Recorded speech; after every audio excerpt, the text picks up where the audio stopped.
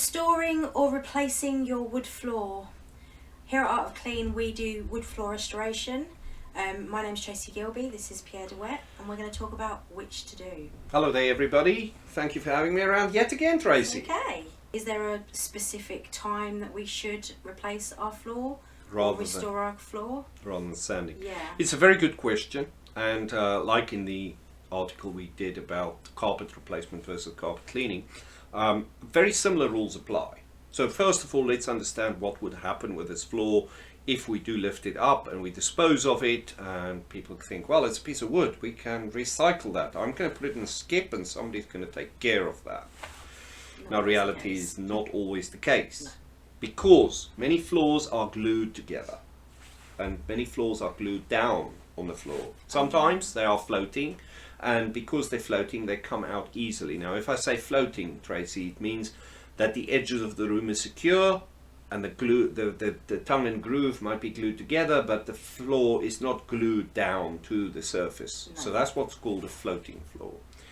Now if you take that floor up and you are lucky enough to get the tongue and grooves loose, you probably will not have much contamination on the board itself, which means that the board is fairly clean. Now unfortunately it goes in a skip that contains other things as well, other pieces of wood with glue on it. That makes recycling that very, very hard. Yeah, because people aren't going to take that. They're not going to separate it, they're just going to take exactly the whole that. So if your floor is glued down, you would have a machine or time to lift that up with means of a machine or by hand.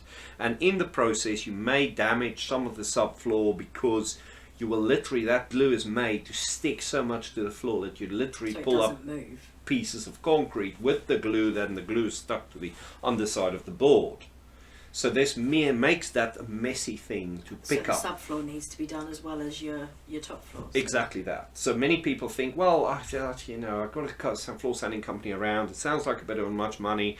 I saw over at the DIY store they sell flooring for £20 a metre, and I just compared £20 a metre to £45 plus VAT for sanding, and I think that should be cheaper to replace the floor. So this video aims to address that question.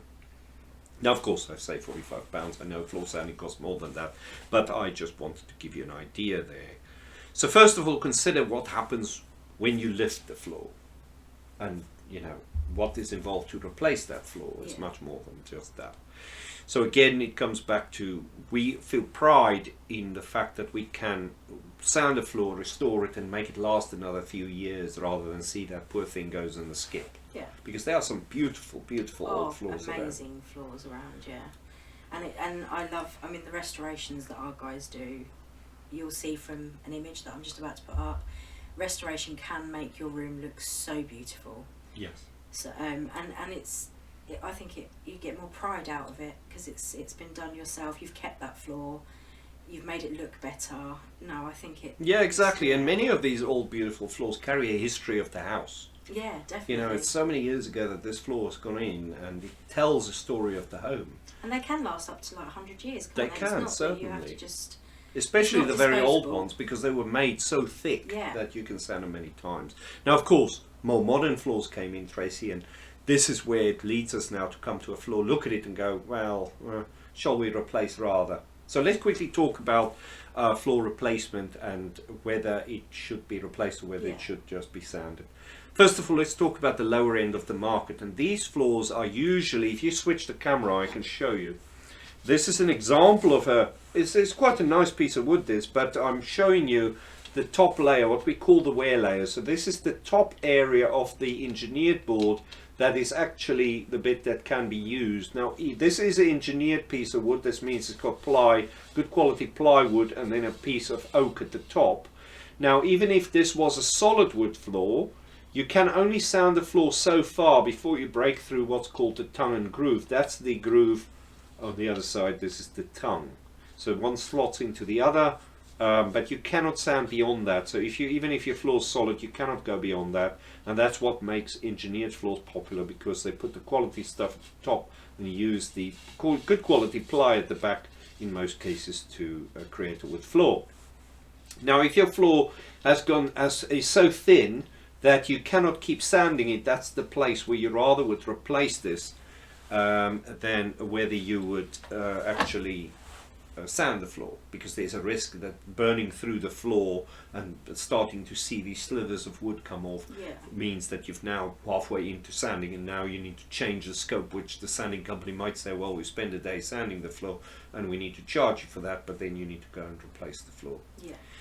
The other thing is also with regards to quality of wood floors, there are certain floors that are made cheaper, and they are typically, but not only, referred to as 3-strip wood floors, and I'll share a picture of what a 3-strip floor looks like. And if these floors are worn, they're usually very, very thin top layer, and if you sand them, you can, if you're lucky, get one sand out of them, and then you would be able to restore that floor. Many times I would advise you use oil rather than a lacquer, because that top layer of wood that's left, Tracy, is so thin that if you put a lacquer on top, the ratio of lacquer to the wood that's remaining can cause that wood that's left to just pop off the top. Because the top layer is so thin now. It can't hold it. It can't hold the water, so the water in the lacquer will penetrate into it and soften the glue below and actually just come off. So it has happened before where we sanded wood floors trying to help somebody, and a week later, in one case even a year later, the client called us up and said, oh, well, actually in the last few months I noticed there's bubbles on the floor, and it's caused because that top layer is so thin that it actually starts to come loose. So that would be better to put oil down. In that case, it's better to put oil down. Yes, we're trying to save the floor, but sometimes if you have a 3-strip or similar, if the floor is really bad, it's maybe better to look for replacing the floor. Okay. So that's the first thing, and then also consider that if we can save the floor, it's always better to do that, because it saves that floor being lifted with all the contaminants into a skip and getting into either landfill or either into an incinerator to be burned. Now, many cases those ways generate more electricity because they use a specific method of making use of that energy that comes off the burning of the product. So that's what I would say. Carefully consider what can be done with your floor, and is it safe to replace? Maybe getting a professional in to know what the type of floor is as well, because obviously there are different types of floor. Exactly. Laminating, a laminated floor you can't do anything with. It is just a straightforward replacing. But I'm guessing engineered floors, if you don't know what you're looking for, you're not going to know whether you've got enough play on it or not. That's exactly right. So you can at least here at Olive Clean, we're happy to look at some photos. So we can look at some photos, and if we're not sure, we can come to site and have a look at the floor and then advise you. And also, of course, if we cannot sand the floor, then you can speak to our sister company, Art of Flooring, for the replacement of your floor. But my heart really lies into seeing how many floors we can save before they absolutely have to be replaced. It saves wood at the end of the day, doesn't it? And it's all about what's best for the economy now and what's best for your pocket. I'm guessing, is wood floor sanding cheaper than installing a whole new floor? Yes, that's a good thing. Let's quickly talk about what floor installation costs and what makes it so unexpectedly more expensive. Many people look at it and go, well, it's only a good quality floor should cost in the region of, I would say, £80 to £120 a metre. You can think, well, for that money I can get a nice floor, so why do I need to spend £70 at sanding the floor if I can spend £10 more buying the floor? Now, it's true that you can buy the floor for £80 odd a metre. If you buy a good quality floor, you can of course spend much more than that, up to £250, and I'm talking price per metre here, if you want something really bespoke and really nice, site finished, thick top layer that can last for many years to come. So you can go down that route, but let's say reasonable end, you're probably looking at spending about £80 a metre. That's for your wood floor itself. Now remember I talked about the glues? Yes. Stick to the board. Yeah. You're lifting this up, pieces of concrete comes off, if we are of course fitting on a concrete floor. So you might have to replace the concrete. So what they do, Tracy, is you have a levelling compound that goes down, so this smooths the floor. They call it a levelling compound, doesn't mean the floor's level at the end of the day, but the floor's smooth so you can then stick your wood floors down. Okay. So some things like that, you're probably looking in the region of about, I'm going to throw a number out because I don't work with it all the time, probably looking in the region of 20 odd pounds a metre, depending on what's needed, but that's the lower end of the market.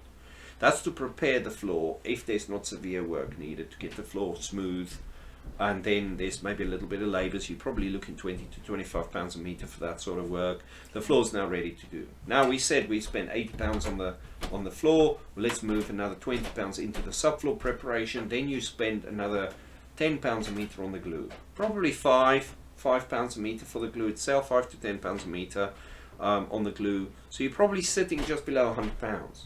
Now you haven't paid the fitter yet to fit that floor, and that you're probably looking at about 30 pounds a metre. So now you're sitting in the region of about 120 to 130 pounds a metre for the floor. Now then the other thing to consider is that the floor at the edge of the room must go under the skirting, because that looks neater. Oh, so that's going to have to come off before. So the skirting boards have to come off to fit the floor under the skirting and sit the skirting back. And sometimes when you remove the skirting board, there's a bit of damage.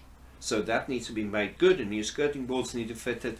You're probably looking at least at another 20 pounds there. So you're probably looking at about 150 pounds if that's done. And this price, you sit there with the engineered floor that's probably got a wear layer of about 4 millimeters, which means you can sand it 3, maybe 4 times. So then you compare that to my existing floor, and you think, well, floor sanding, depends how the size is, you're probably sitting in the region of somewhere between 60 and 80 pounds a metre. There are cheaper companies out there for sure, I know there are. Yeah. But that's probably where we're sitting, sometimes between 60 and 80 pounds a square metre. And then compare that to about 150 pounds for it is certainly cheaper, and a good feel-good factor of my floor doesn't go into the landfill. Exactly, no, it's a lot better all round by the sound of it. Exactly, of course, yes. So as you can see, when it comes to your wood floor sanding or restoring or replacing, you probably are, if you can, you're probably better off restoring. If your floor doesn't need to be replaced, you're just wasting your money and our environment. Exactly that, yes. Which is very close to my heart, to save the environment if we can. And yes, sometimes it makes sense to go down the replacement route. There are definitely times when it's just better to go for replacement. But what you can do is just simply give us a call, and we can come to site and have a look. Perfect. Okay. Well, thank you for your time, Pierre. No problem, thank you. Thank you for your time, guys, and we'll see you soon. Thank you very much. Bye.